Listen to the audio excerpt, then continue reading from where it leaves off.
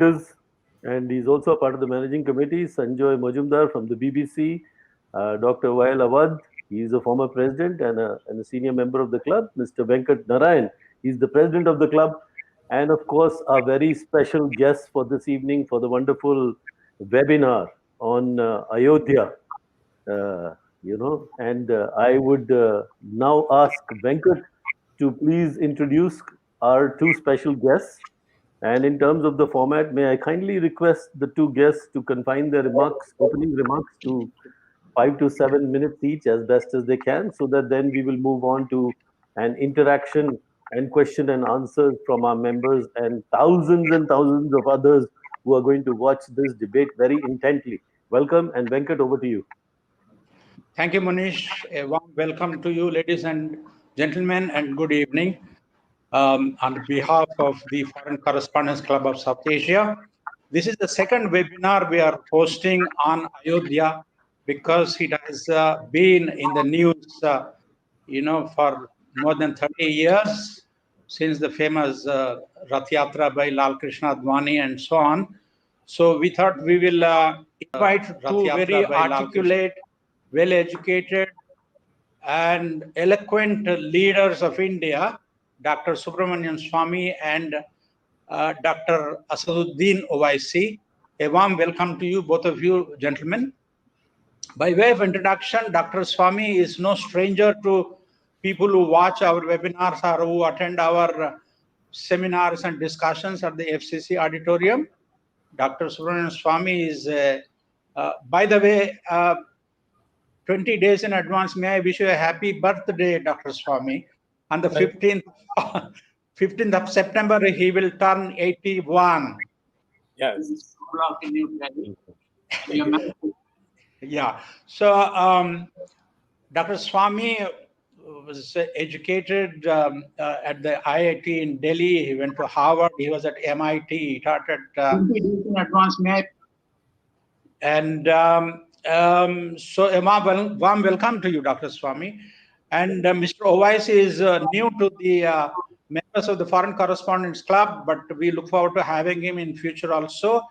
He is the fourth time member of parliament in the Lok Sabha from Hyderabad constituency, which happens to be my hometown. He also went to the same college as I did, Nizam College, same university, Usmania. Then he went on to London to do his law, and he was called to the bar at the Lincoln's Inn.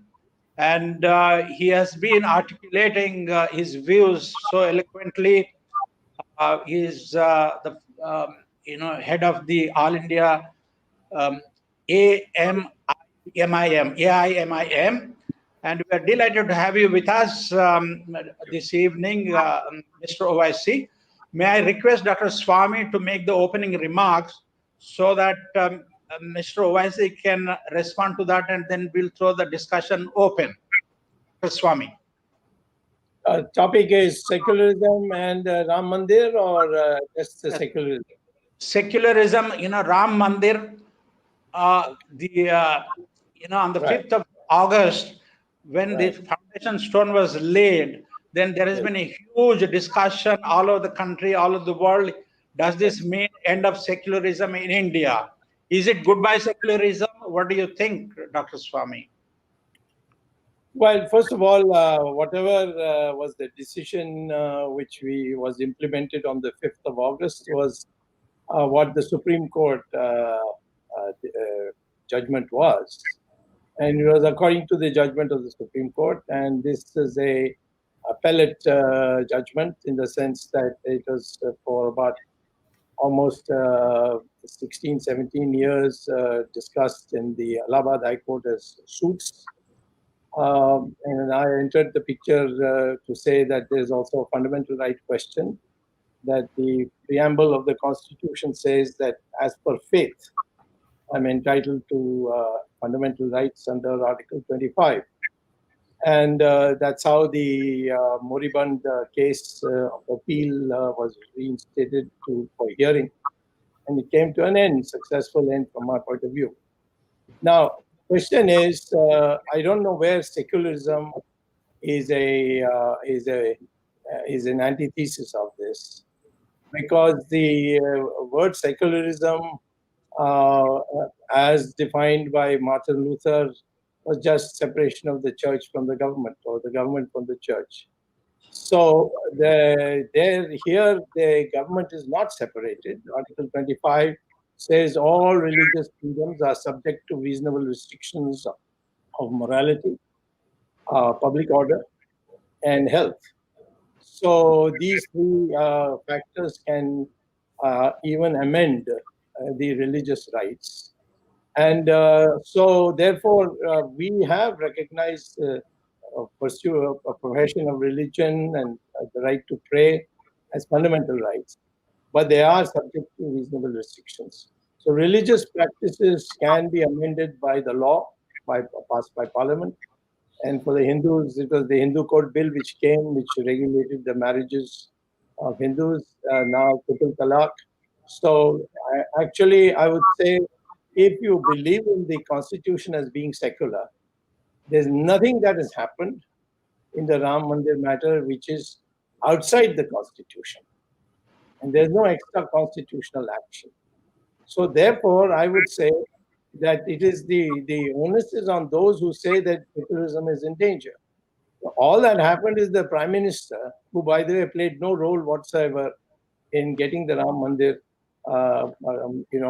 judgment in the Supreme Court. He was there. They were not even a party, except in obliquely through my writ petition, where I had made the government a party. But it was essentially a suit between two parties, a Hindu party and a Muslim party. And the government had literally no role to play. And the Prime Minister also had never, during these 5-6 years, spoken anything about Ram Mandir and the necessity to make it. So therefore, he went as Prime Minister. He was invited as Prime Minister. And he laid the foundation stone. I don't see anything that would violate secularism by that act. Because after all, if the government is entitled to maintain morality, public order, and health, then the government has a right to participate, to see that the religious activities are within that framework. So I see no contradiction between pursuing the building of temples and the role of the government in being independent of religion.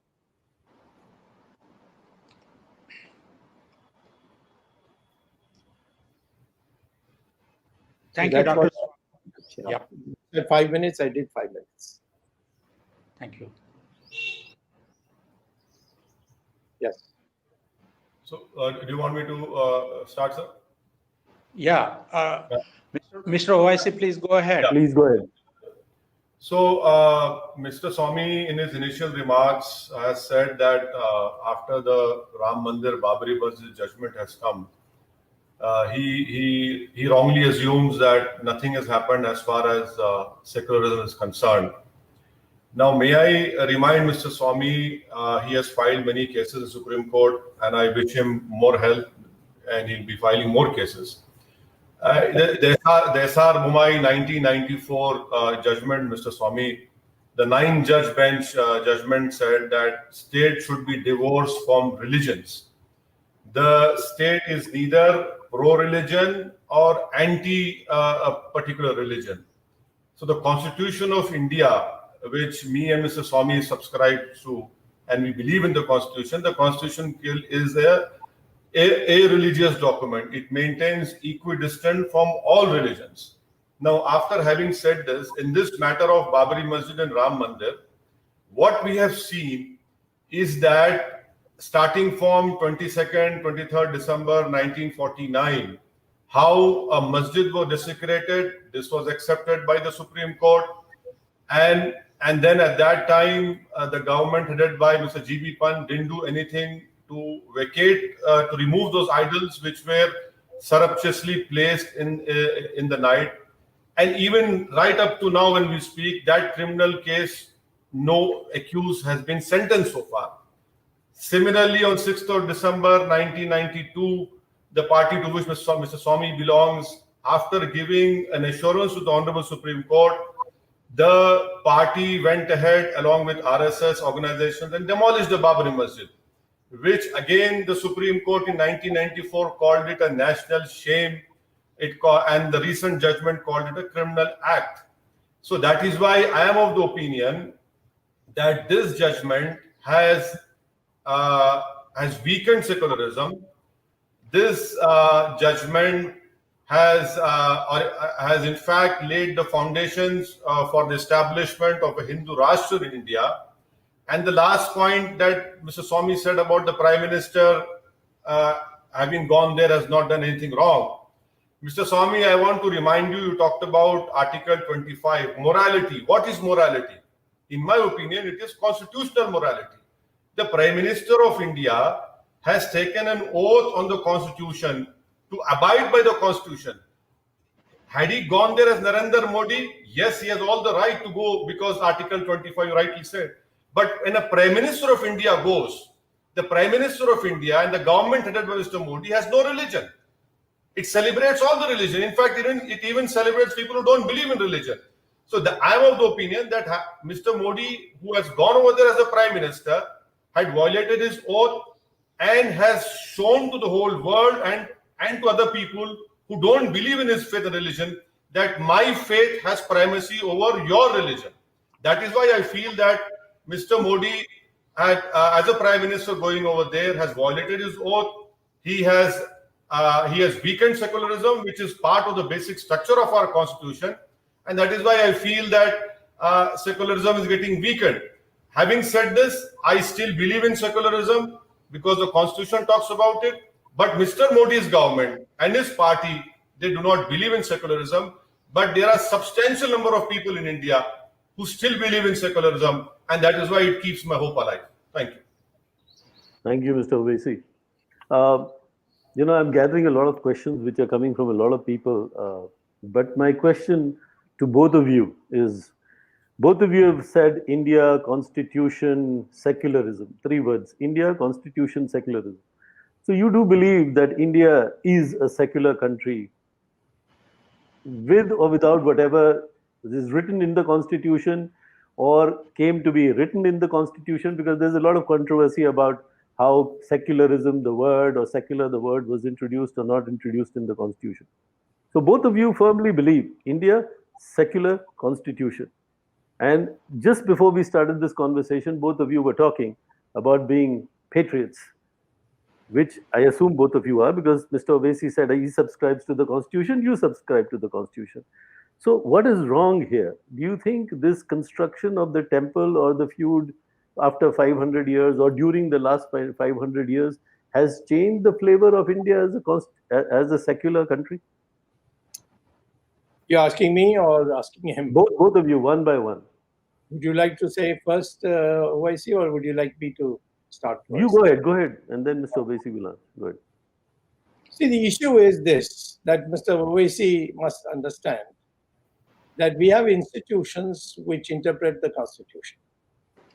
And the apex institution is the Supreme Court. And the Supreme Court has ruled that this place really belongs to the Bhaktas of Rama, and they may build a temple there. And that the masjid could be, and the Supreme Court itself in 1994 said that unless there is a special reason for a masjid, normally masjids are not essential part of Islam, and that has never been challenged. It was a 5-judge bench judgment, and then again the matter was raised by the Sunni Waqf Board lawyers when we were arguing the Ram Mandir matter. So that matter had to be adjourned, and then this special issue of whether it is right or wrong that these masjids are an essential part of Islamic religion, except those which are special, like for example Al-Aqsa is special, Medina is special, Makkah is special. But other masjids are not essential. They have been broken, of course, according to law. I mean, mobs can't do it. And so, therefore, when the Supreme Court has said that the Hindus are entitled to rebuild the Ram temple, I mean, where do you draw the line? I mean, either you say that I am the decider of what is secularism, or Supreme Court is. And Supreme Court is bound by the Constitution, and you yourself say that secularism is part of the Constitution. And either you say that the Supreme Court 5 judges were communal and they were not secular, and that's why this judgment came. Or if you say I accept the Supreme Court judgment, then you have to accept that it is within the framework of socialism. Mr. Owaisi? Well, sir, may I also correct you that you talked about 500 years. You see, if you want to go back in time, then let us also talk about how the Jain temples, how the Buddhist temples were massacred. We are not going back in time. We are talking about an incident which took place 2 years after India got independence. And fortunately, everyone worked for this independence. It happened 2 years after the Constitution, after the country's independence, 1949. The demolition of the Babri Masjid was a criminal act, national shame. My question is that had the demolition not happened, what would have been the judgment?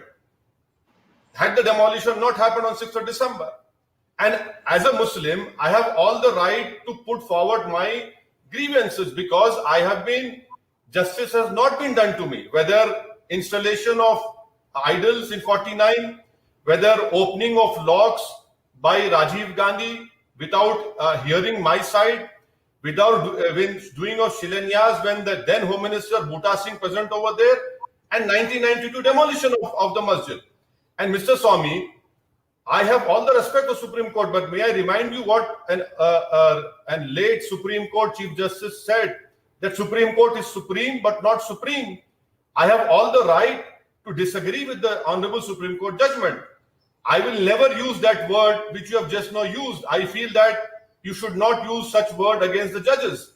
I have all the right as an Indian. The Constitution gives me the right to disagree with the judgment and to say I'm not satisfied with the judgment. Mr. Swamy, you also have disagreed many times.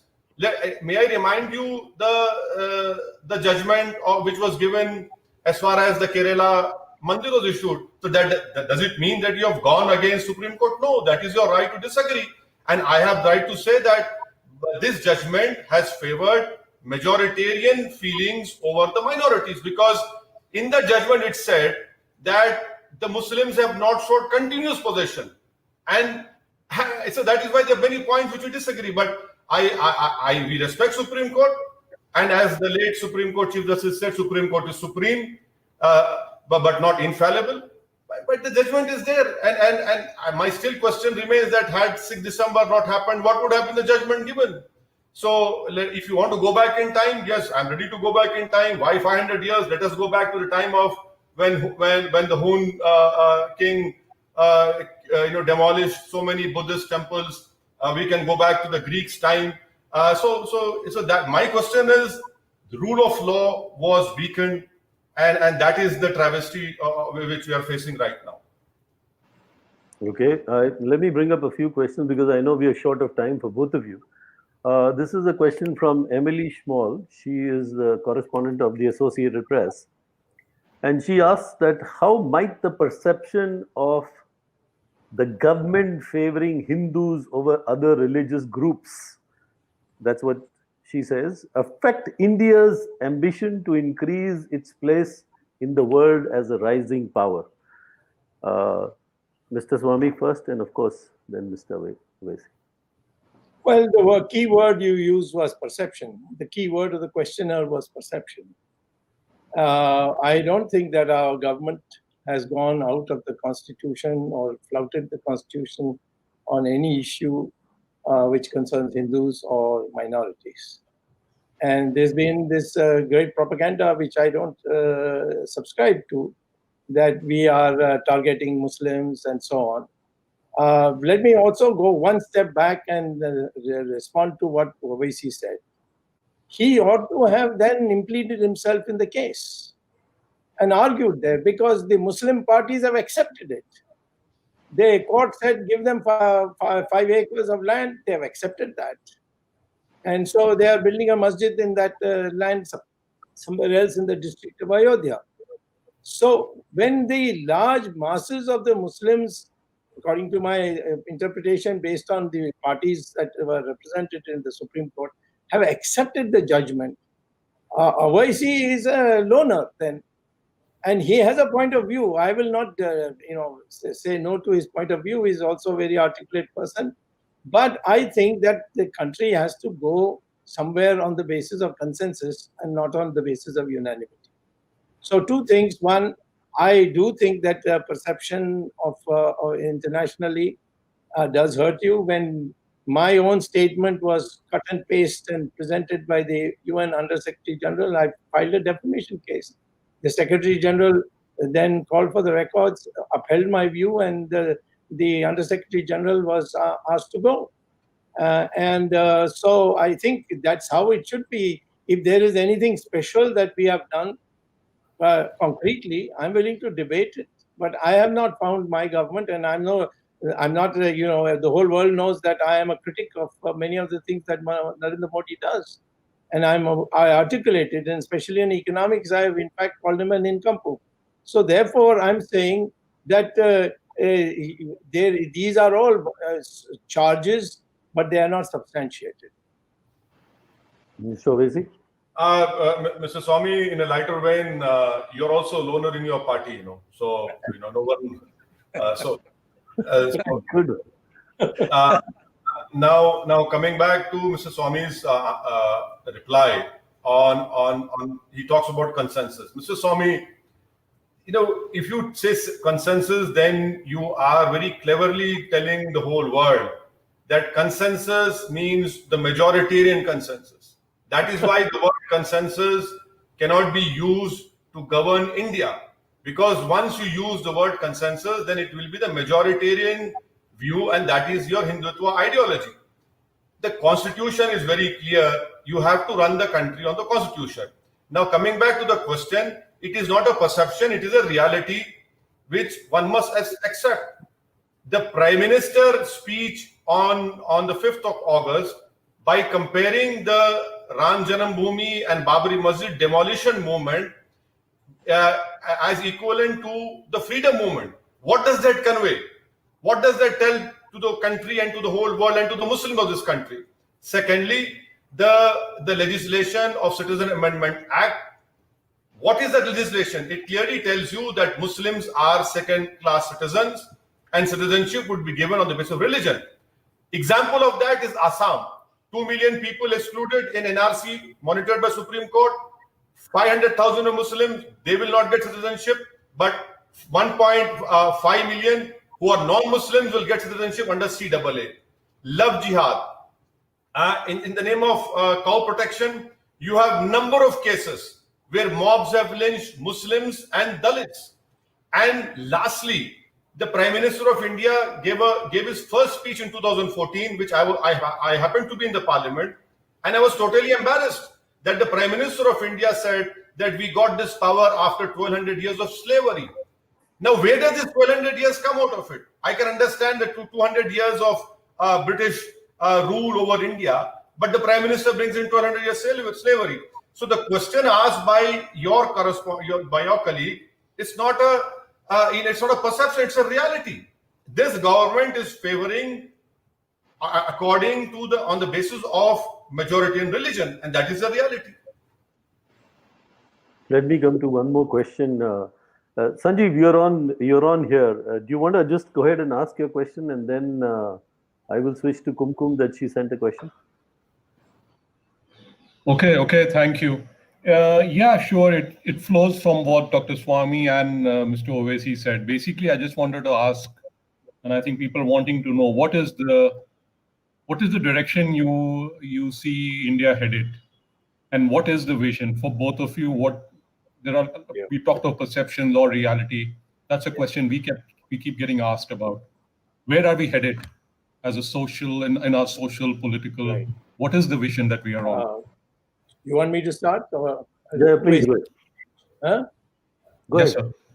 Yes, sir. Please go ahead.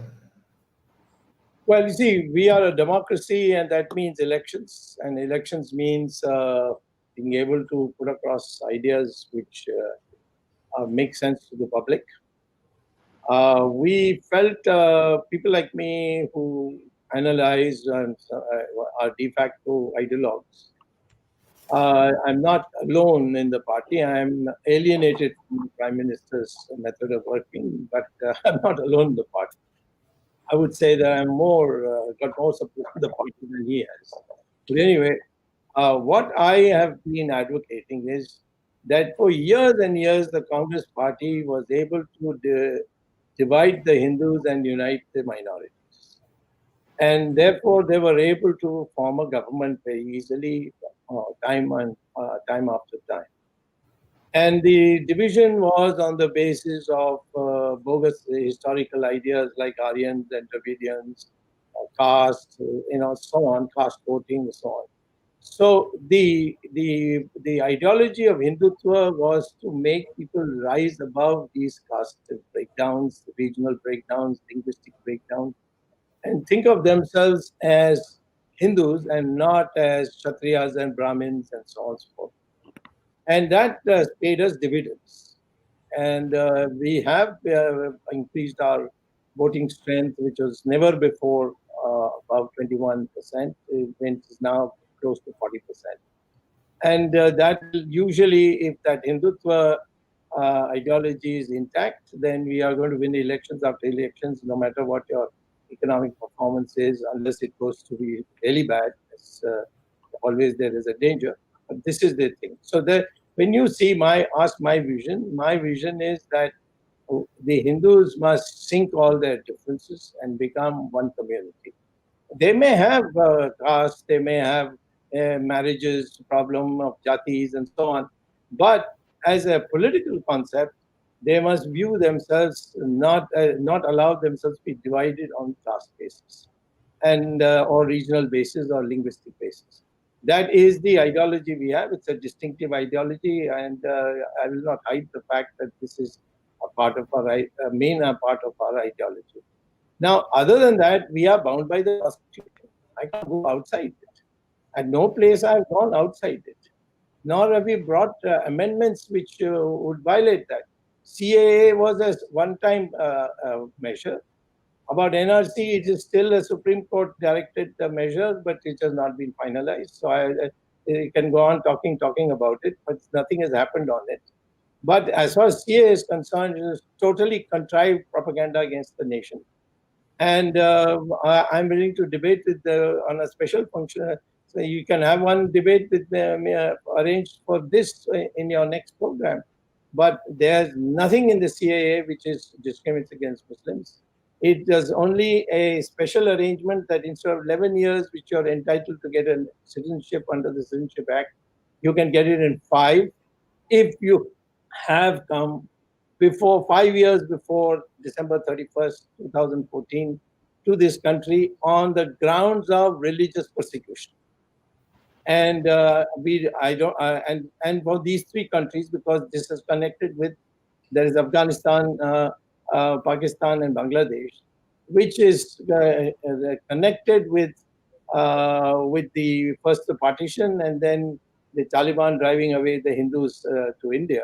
So therefore, we made this special arrangements for them to get it because they've been living in tents for years and years. And so that's all. This CAA cannot be repeated. It's not a permanent amendment of the Constitution. It's only a permanent amendment to ensure that the restrictions put on the Citizenship Act for 11 years is reduced for them to 5 years. So therefore, I'm saying I have a distinctive ideology, and that ideology is definitely focused on Hindutva, but it cannot go outside the Constitution. And therefore, nobody needs to be worried that we are now converting this into a Hindu state. We can't. The Constitution forbids that. Owaisi sir. Well, I have a complete different view from Mr. Swamy as usual. The reason being that he says about uniting Hindus, but being part of the ruling party and also being the member of the highest body of his party, I was expecting that Mr. Swamy would have replied to this question of the path of this country, the future of this country, that they will unite the country. See, that is the beauty of this. The beauty of this country is not only Hindus, it are Muslims, Christians, Dalits, Adivasis, people who don't believe in religion. That is the beauty of this country. But for Mr. Swamy's Hindutva ideology, he's only concerned about the people who believe, not even Hindus, but people who believe in the Hindutva ideology. And Hindutva ideology clearly says that a majority religion would have primacy over other religions, and people who do not subjugate themselves to that religion, they will be treated as second-class citizens. I don't want to go into detail. This has been written by Golwalkar and Mr. Savarkar. And that is why when Savarkar said this, when Ambedkar accepted Buddhism, he said, what he said, Savarkar said to Ambedkar that you have betrayed us. Now that is what Mr. Swamy aspires to. I was expecting that Mr. Swamy would say that the path which Mr. Modi has taken is a disastrous path for this country. And the path which we are going will not be able to come back. He can be fine and happy in playing with peacocks and feeding them. But the country is suffering. 1.8 crore salaried people have lost their salaries, jobs. You have 8 crore people who have of daily wages, laborers who have lost their jobs. And the GDP is now minus. So and added to this is this hatred for Muslims, which BJP directly, indirectly promotes. So our future is very bleak. We are heading towards to a disastrous path. This government has no path, no ideas, no formula on how to revive the economy. COVID has exposed Mr. Narendra Modi that you have a prime minister of a country, instead of uniting countries, party talked about blaming Muslims, blaming Tablighi Jamaat, which was rebutted by Bombay High Court and now Delhi High Court. He could not control the COVID virus. You have more than nearly 30 lakh people now have suffered. People have lost their jobs. So this is the tragedy and this is the reality. Unfortunately, for my beloved country under my Prime Minister Modi's leadership, we are treading a disastrous and a dangerous path. Let me come to, I think I will come back to the subject of Ayodhya and whether it's goodbye to secularism. Kumkum Chaddai, she's a member of our managing committee, and she asks, Mr. Swamy, to you first. Was the presence of Mr. Modi to do the entire puja, havan as Prime Minister, sending a signal that he's being communal at the foundation laying ceremony, or is it the right of a Prime Minister of any country to show up and do this, and maybe he gets invited to Jama Masjid next to do a ceremony there, if he gets invited? That's it. Well, we have a previous example of Somnath Temple. And the President of India and the then Deputy Prime Minister of India, they were both there. And Mahatma Gandhi, who was the greatest symbol of secularism that we have produced in the last century, he approved of it as long as the money was not from the government, but from private sources. So therefore, I think the secularism doesn't bar you from being a Hindu. It only says that you will not discriminate against other religions.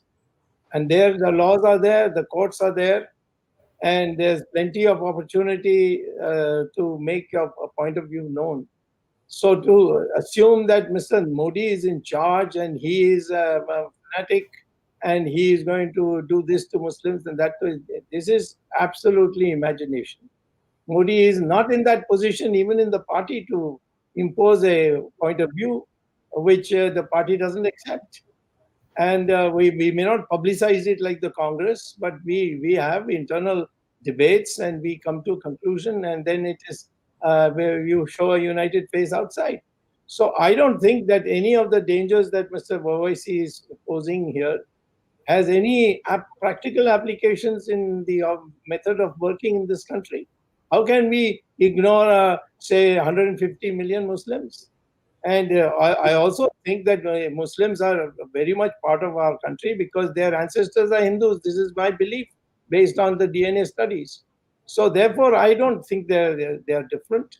And I don't think that most people think like that. There may be some people who have past bad experience of partition and so on. They may express certain views, and media may give them more importance than they give to my views on this matter. But so it gets distorted. But the fact is that Constitution, nobody can supersede it, and only Mrs. Gandhi tried to do it, and she had to pay a very heavy price. Well, Mr. Swamy, the Constitution, the Constitution is relevant when the government of the day respects it and implements it in toto.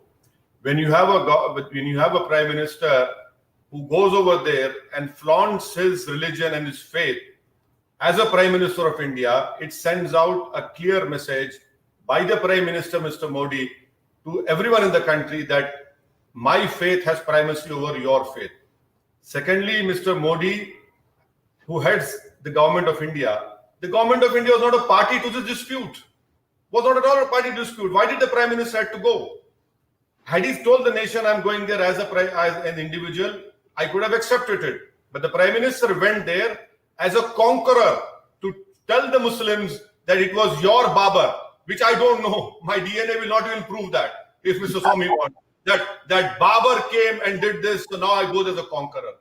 The important point which one must also remember, Mr. Modi went over there to tell the nation, forget about the Chinese occupation of Galwan, of Pong Song Su Lake, of Depsang Plains. Forget about it. You just see what I am doing. This was also main idea, that people forget about the misery that was caused by his uncalled for, unplanned, unconstitutional lockdown.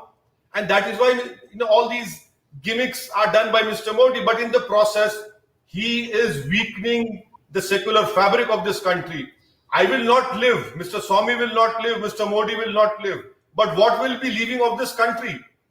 See, these examples, these methods which Mr. Modi is doing are definitely weakening. But he has a set idea, and that is that he wants to turn this country into Hindu Rashtra. And Mr. Swamy, in a lighter way, you say that Modi cannot do whatever he wants. Mr. Swamy, had you been the finance minister of this country, I am sure you would have shown some path. You would have shown some path. You will not be facing this such disastrous financial situation which the country is facing now, where 8 crore daily wage laborers have lost their jobs. 1.8 crore salaried people have lost their salaries. Sir, where are we heading? Okay, now thank you so much. Let me come to any one of my colleagues from the Foreign Correspondents Club who are here with us, would like to ask. Let me start with Venkat. Venkat, I'm sure you are waiting and bursting to ask your question, and then I'll move to others. Yeah, I just want to make the point that, India as a civilization is the oldest and surviving civilization, and it's older than any other civilization. And the people living in this country are one. They may be, professing different religions.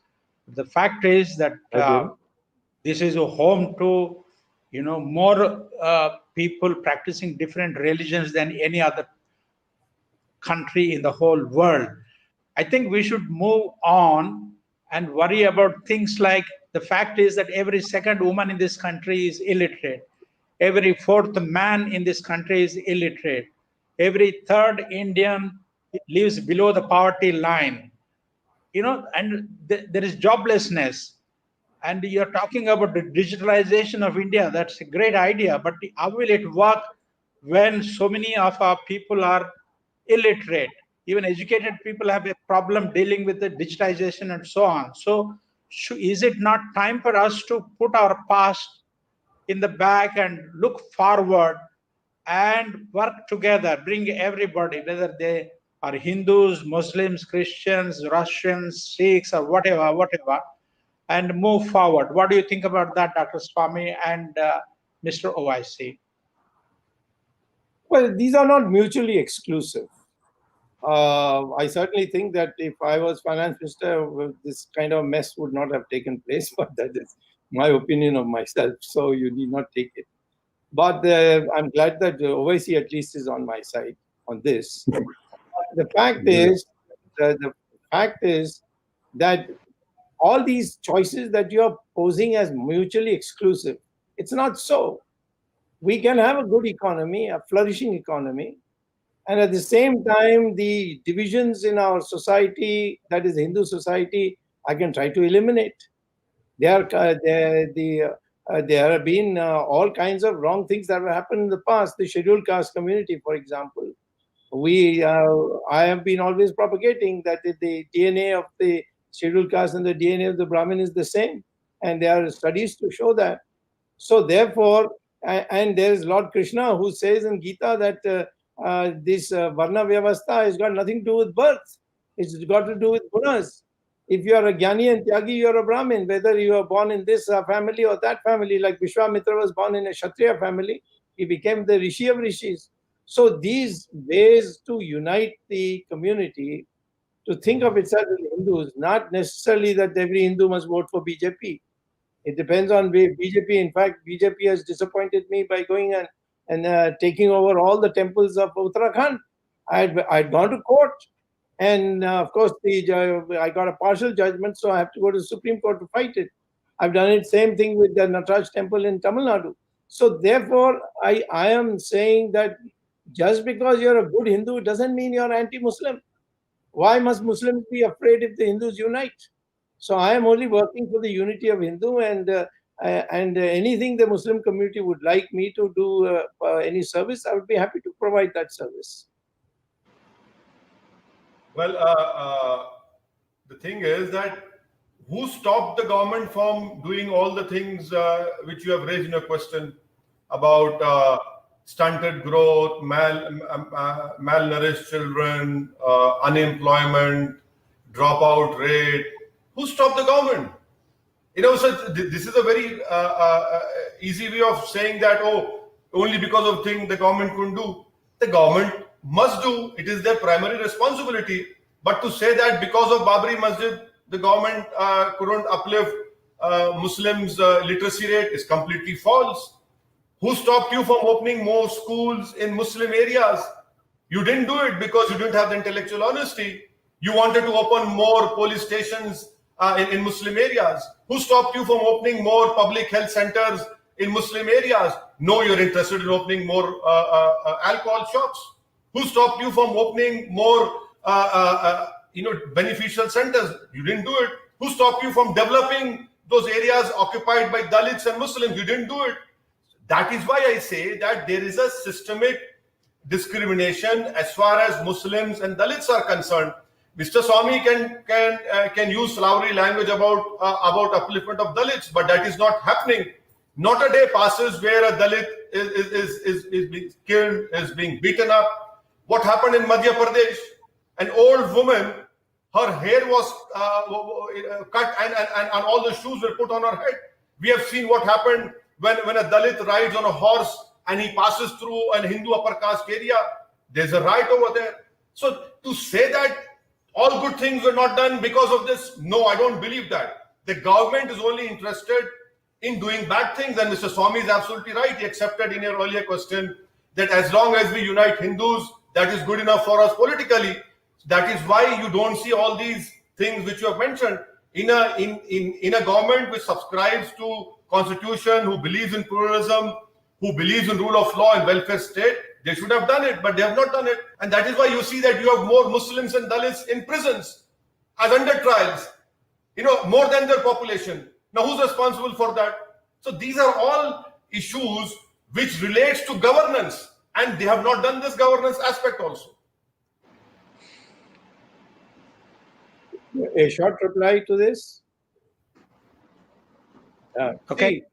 Owaisi is a lawyer. So I know how lawyers argue in court, even if they have a bad case. So I'm only telling you that, can I unite the Shias and the Sunnis? Shia delegations come to my house regularly about the atrocities of Sunnis on them. But I tell them, listen, this is a matter which the Muslim leadership should take up. And I would urge Owaisi, please try to unite the Shias and the Sunnis. There have been riots in the past. In Lucknow, for instance, there have been terrible riots against the Shias. The Shias live in fear. And so, therefore, these divisions that are there, because of my position, I think I can be more effective in uniting the Hindus. But I'm not against the Muslims. If they have a problem like the genocide that took place in Hashimpura in 1987, not a single Muslim leader came forward. Not a single Hindu leader came forward. It was a Congress government. It was not a communal BJP government that time. And I was the only one who did a fast unto death and got an inquiry done and finally went to court and got those people who shot these young boys in cold blood were sent to a life imprisonment. So that much I can do. But to say that I must, as it from 1947 to 2014, it was the BJP which has blocked all these things to be done. We have come to power only in 2014 in absolute majority. And I'm sure that these ideas that Mr. Owaisi has suggested are very good ideas, but I have a task, and that task is that my legitimacy in doing these things is very, is taken for granted in the Hindu community. But if I try to interfere in the Muslim community, a lot of the Muslim, leaders would be very strongly opposed to it. They won't let me do it.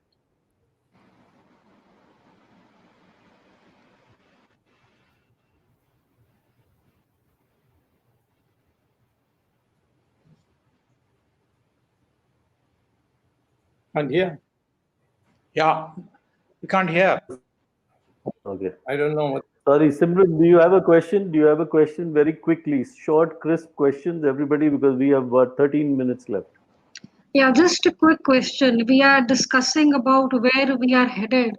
My question is that when you look at what has happened in Ayodhya, that you went and rebuilt this temple so sad because Babur came and destroyed it.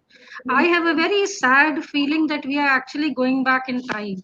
We are trying to rewrite history, which is, I feel, a very hopeless task. How can you rewrite history? My question to both of you is that is India headed back rather than going forward when we are doing all this? Quick answers, both of you, because I'm sure the other two have questions too. Yeah, I'll give a very short answer. 40,000 temples, according to our calculation, were demolished. We don't want to touch all 40,000, now, except 3, because they have a special connotation for the Hindus. In the case of Ram Mandir, Ram was born there. It's not that there's a shortage of Ram Mandirs. There are thousands and thousands of Ram Mandirs all over the country. But he was born there, that's our faith. Krishna was born in Mathura, that's our faith. Kashi Vishwanath is where Lord Shiva himself put the Shiva Linga as a Jyotirlinga. And that, of course, there's no doubt that there is Aurangzeb's Farman that it should be demolished. So was Aurangzeb's Farman as far as Mathura is concerned. So outside these 3, there is no question of any Hindu raising the issue of the past history of how many temples were demolished by Muslim invaders and so on, or Muslim kings. So the question of going the past only arises for these 3, and these because they have a special significance for the Hindus. Well, I agree partially with the question that we are going back in time and we are falling into an abyss from which we'll never come out. Because if you go back in time, tomorrow the Buddhists will stand up and say, restore our stupas. The Jains will stand up. Now, Mr. Swamy talks about Kashi and Mathura. Mr. Swamy, there is a 1991 Act which says that any religious structure which stood there on 15th August 1947 will not be changed. But here again, you have exposed your party's ideology that Kashi and Mathura, you would either put an idol inside it or you will demolish it. But may I tell you, Mr. Swamy, that if you put an idol in any of these places, we will remove those idols with our hands, because we will not go and complain to police. We will not file a case. That is simple fact, because we have learned a bitter lesson from 22nd December 1949 to 6th December 1992. And yes, we want to go forward, but how do we go forward? We can only go forward on the basis of justice, on the basis of closure, on the basis of a government subscribing to the real constitution. We cannot go forward when the government says that we will only work for the Hindus, we will not work for the other communities, we will only unite Hindus. Is that the way forward? There are more problems for both Hindus and Muslims, which Mr. Swamy and the Prime Minister Modi is not interested. Have we ever heard Mr. Modi give a press conference in this whole COVID crisis? No. What does that say? That the supreme leader is not answerable to the media, to the nation. What he does, he comes and tells, Thali bajao, diya jalao, I am feeding the peacock. By feeding a damn peacock, is he feeding those hungry stomachs which are out there, which are there in thousands crores? But that is what Mr. Modi and his government excel in. They want to create this fear of Muslims, change the history, present Muslims as aggressors. And Madam, may I end my answer by saying that Babur did not demolish that mandir. Why do I say it? Because the Supreme Court said in the judgment that no mandir was demolished to construct a masjid. Okay. And Sanjoy, a question? Yeah, hi. Dr. Swamy actually answered my question because I was going to ask him about Kashi and Mathura. So quick question to Mr. Owaisi. Mr. Owaisi, the accusation or the contention of the BJP has often been that the Muslims have been used as a vote bank by the Congress and many other socialist parties. And for years, the Muslim community managed to influence the outcome of an election or even influence the outcome of many policies. Now, as Dr. Swamy points out, the BJP has managed to unite the Hindu vote and it's brought them tremendous electoral success. So as a politician and as a Muslim politician, what is the way forward? What is the strategy for the Muslim community politically in India as it stands today? Well, you see, this whole allegation of appeasement and Muslims being pandered to, Muslims being, it's all false. It's completely rubbish. Because if Muslims were appeased, the Sachar committee findings would not have been those findings. If Muslims were appeased, we would be having the highest dropout rate. If Muslims were appeased, there would have been more than 3 graduates out of 100. If Muslims were appeased, we would have been more members of parliament in the Lok Sabha. You have only 23. That is not even 6% in the Lok Sabha. Had Muslims been appeased, Mr. Modi would have got elected 1 Muslim MP in the Lok Sabha. That he couldn't do. So the reality is Muslims have not been appeased. Muslims have been discriminated by Congress party, by BJP and all other so-called secular parties. What is your question about what is the future? Yes, I have to say that it is high time that the Muslims of India do some self-introspection and do not get carried away by all these flowery, nonsensical statements which have no relation whatsoever to reality. Not a single so-called secular party had the guts to open their mouths on 5th of August. The Congress party exposed themselves by Priyanka Gandhi welcoming it and talking about the construction. So the Muslims must unite with the Dalits, with the Adivasis, and there is a substantial number of secular Hindus. We will have to work with them. If you tell me is the way to do it with Congress or this secular parties, I said no, because I know for a fact that so long as the Congress leadership remains, Mr. Modi and his party will continue to win elections. Dr. Swamy, do you have anything to add quickly on this? Well, just one line. He mentioned about the 1991 Act. He should now prepare himself to come and face me in the Supreme Court, because I have a case which is now is going to be heard, where I say that as far as Kashi Vishwanath is concerned and Mathura is concerned, like the Ram Janmabhoomi was made an exception in the Act, there has to be made an exception for these two also. But as far as the other 40,000 remaining portion of the 40,000 temples are concerned, this Act would apply to them, but not to these two. And that I will be arguing sometime soon when it's listed. And I hope Mr. Owaisi will come and argue against me. Can I give a short reply to Mr. Swamy?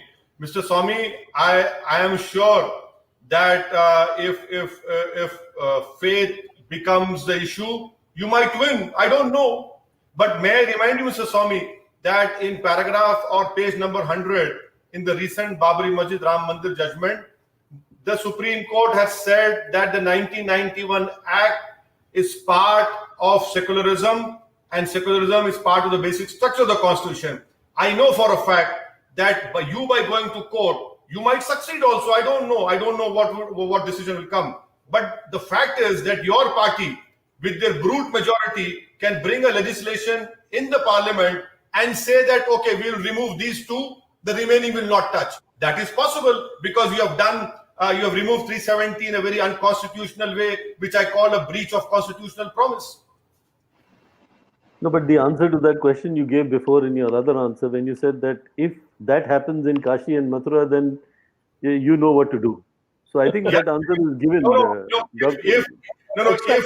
If Mr. Swamy's party organization do the same gimmick, do the same vandalism which they did on 22nd December 1949 and 6th of December 1992, we will not keep quiet. We will not go and make a complaint. If an idol is put in my masjid, I will remove that idol and then give a complaint. I will not wait because you see, I have been a sufferer over here. I made a complaint. None of them have been convicted. In fact, Mr. Advani had been given the highest civilian award and he faces a criminal charge of demolition of Babri Masjid. So there is a limit to my patience as far as the criminal procedure is concerned or the police is concerned. And yes, I accept Mr. Swamy's party can bring a bill in the parliament and say that, okay, Kashi and Mathura, are not part of 91 Act on the basis of brute majority. We will amend it. That is possible. But Supreme Court, Mr. Swamy, I don't know what you can do because the Supreme Court in the recent judgment had talked about it. I have one question based on what Mr. Owaisi just said, and Kumkum had asked this question, so I will ask you. I would have let that go, but Dr. Swamy, do you think, what do you make of Mr. Advani's absence from the foundation laying ceremony, and particularly when he made a statement on the eve? And how do you read that? Was it an effort to keep Mr. Advani away from all this or whatever? He kept me out also. It was I who resuscitated that case. I was the one who brought the faith question into the argument and the fundamental rights issue. And but for me, this case would not have been in the limbo for another 20, 30 years, and God knows how long. But I was nowhere in the picture. But at the same time, I don't think this foundation links to a ceremony is that important. In the hearts and minds of the party workers, at least, and most of the Hindus, to my knowledge, Advani has a special place for having led a peaceful Rath Yatra, on which, of course, Mulayam Singh fired upon and killed many sadhus and all that. Those are other matters. But the fact is that I, of course, also am against any agitation. I believe that the courts are the best place where both parties will be represented and we can argue the matter out and come to a conclusion. And therefore, when the Babri Masjid was demolished, I was not a part of BJP. I was still Janata Party. And I was not part of any agitation. There's no case against me for any of the demolition activities. So my personal preference is this should be handled legally, even though they were demolished illegally by brute force. But still, we are now committed to a constitution, so we must do it by constitution.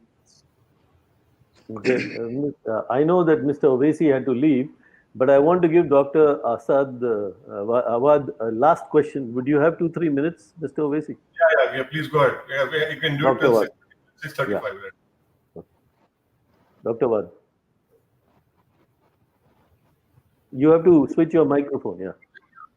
Thank you, Munish. I thank you. My small observation and a quick question is that Europe have taken 200 years fighting because of the religion, and then they separated religion from the governments. The Arab world have been plagued because of the political Islam, where we have the de facto Khalifa and trying to create a chaos in the Arab world, and we are paying the price. There are lessons to learn from history, which is happening here. My question is very simple. I mean, the path of building the Ram temple took a very bloody path, and it has polarized the Indian society.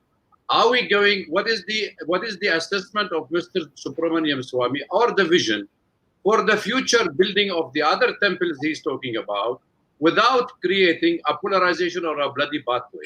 That's my question, and I want Mr. Owaisi also to answer to my question, because if that is only the answer, then we are having a 3,300 mosque in India, and as per our religion, I'm a Muslim and I know that we should not build up any other building in the remaining of another place of worship. That's how I First of learned. all this violence and polarization takes place because of demonstrations, and I'm totally against demonstrations of this issue. It is in the post-1947 period a question of the constitution, and it should be argued in courts, and whatever the courts decide should be accepted by both parties. Now, therefore, the issue of poisoning minds and all starts only when you bring a mob and have a demonstration. I don't think that either Advani or any of them had any intention that the Babri Masjid should be demolished. But if you bring a mob, you are not going to have control. And therefore, that's what happened. So therefore, nothing of this, of these two that were still left over, they should be by agitation, by demonstration, by taking to a public platform. It should be purely within the confines of the court. Mr. Owaisi? My reply to the question of Dr. Awad is, sir, you cannot compare India's parliamentary democracy with all its weaknesses and whatever ails it with the Arab countries. And the Arab countries are theocratic countries. The Arab countries don't have democracy. Some Arab countries have dictatorship. Some Arab countries have kingdoms.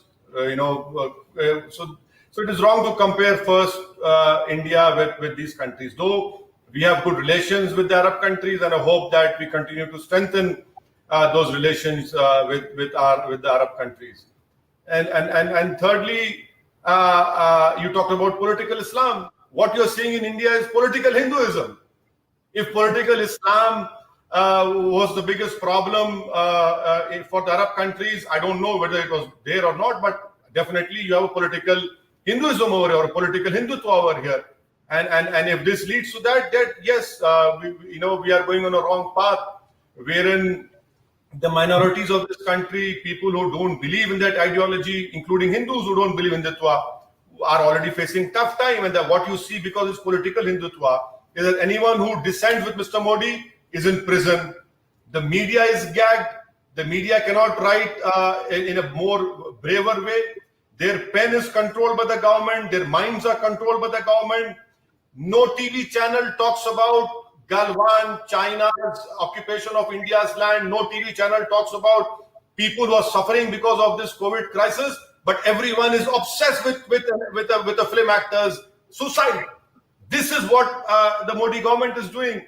It's a bloody magic show. In a school, when you go and see this magic show, you have a magician taking out a rabbit from a hat. But believe me, every magic show has to end, and it will end. What will be left? The country has to decide. Well, it's 6:34, and I thank both of you, and particularly Mr. Owaisi had said that he had to leave at 6:30. Thank you for staying on, and thank you for a lovely debate. And of course, Dr. Swamy, we will welcome both of you back on other subjects of interest. Venkat, could you finally give the vote of thanks? I have no problem with Owaisi. He can come anytime. I love it. Yeah, Mr. Swamy, it's always a delight and pleasure to debate with you, and you always lose. Thank you so much. That's okay. This is just a lighter way. Thank you, sir. Because you're the only one I can debate in your party. Others I don't find them as qualified. We should next time. No, it's a delight listening to both of you gentlemen, and I'm sure thousands of people who have been watching this live on YouTube and Facebook and the FCC website would have been enlightened by the views expressed by both of you. I wish to submit that India has been a secular civilization from time immemorial, more than 5,000 years ago, whether There was a constitution. Even before the constitution, we have been a secular country. That's why we gave shelter to people of all religions who came to this country, and it will continue to be a secular country forever. Never mind who tries to do whatever. On this hopeful note, I do hope that communities practicing different religions will all get together, and we should look to the future and take India back to the same position where we used to account for 25% of global GDP. We are not even 3% now. So for God's sake, let's forget religion. Let's all work together and take the country forward. Thank you very much, Dr. Swamy. Thank you very much, Mr. Owaisi. Thank you very much for the panelists. Thank you, everyone who's watching it from all over the world. And good night. Thank you. Good night. Anil, please close the meeting now. Thank you.